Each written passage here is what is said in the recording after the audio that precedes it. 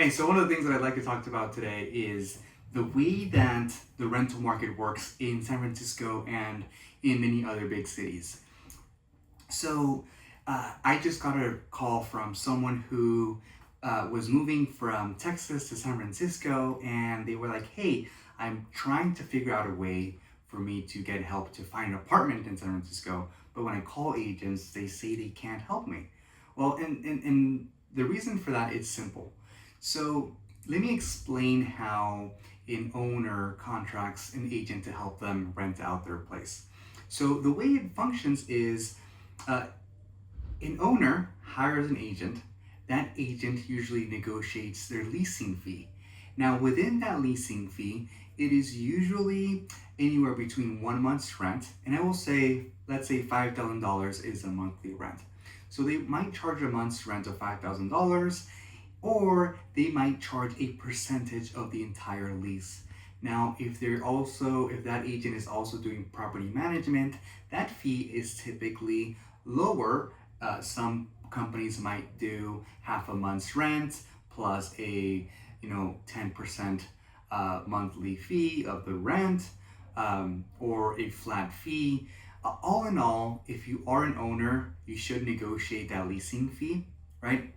But within that fee, let's say that you charge someone $5,000, you are hiring that agent so that they take care of the photography and the marketing. You're hiring so that they contact or they're the main point of contact for anyone who calls about the unit. And they're also hired so that they do the showings of the property. That is the bare minimum if you're paying someone a month's rent of what services they should do.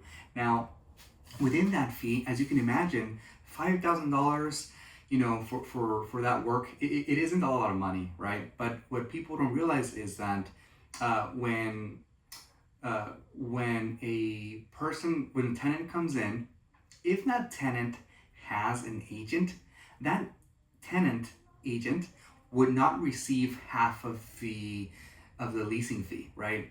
And even if they did, $2,500 split between two people, that wouldn't that frankly in a market like San Francisco, you're typically not going to get the best service, right? So because of that, because of the limits of fees and the way that agents get paid, and that's just the way it is. I mean, you probably don't want to pay more than a month's rent to an agent, or else it wouldn't make sense for you to rent a property unless you have like 10 units in that development. But in any case, so people have the misconception that there's leasing agents that are helping tenants, but there isn't, right? And I'm just speaking about the San Francisco market in general. There might be other markets where that's not true.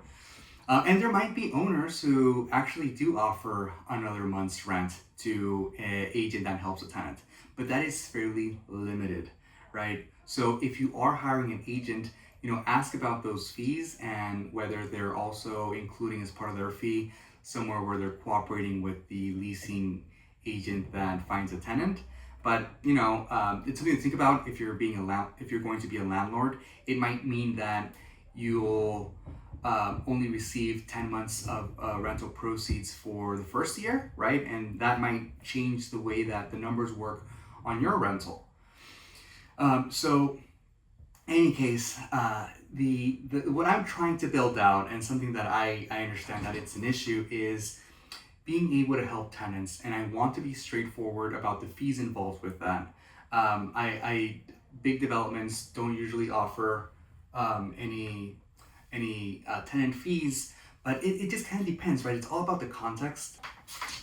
Now, as a tenant, the reason why you might need a leasing agent is, especially if you're relocating, you want someone who's able to give you the local analysis of where you're going to end up renting. So that is a huge value add-on. But there's also a lot of scams out there.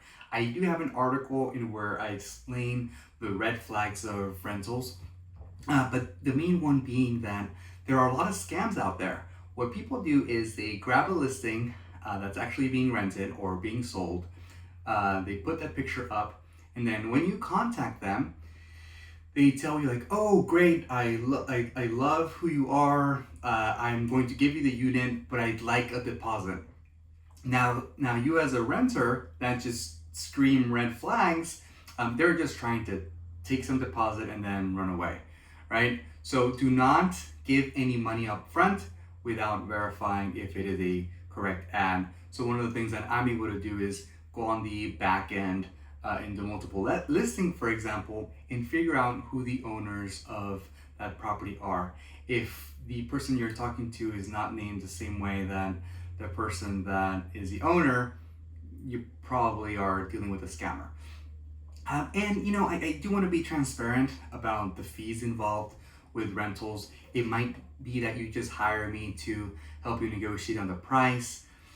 It might mean that I do virtual showings, and I want things to be where I'm able to both help you and both of us feel that we've gotten our value out of it. So it might be that you just hire me to help you on certain showings where you want a virtual tour, and I will coordinate the showings and view them for you, record them, give you my take on them, right? And that might just be an hourly fee, right? The whole reason behind why I would like to do this is because I understand that at the end of the day, the tenant is usually the one that is harmed the most in the real estate industry.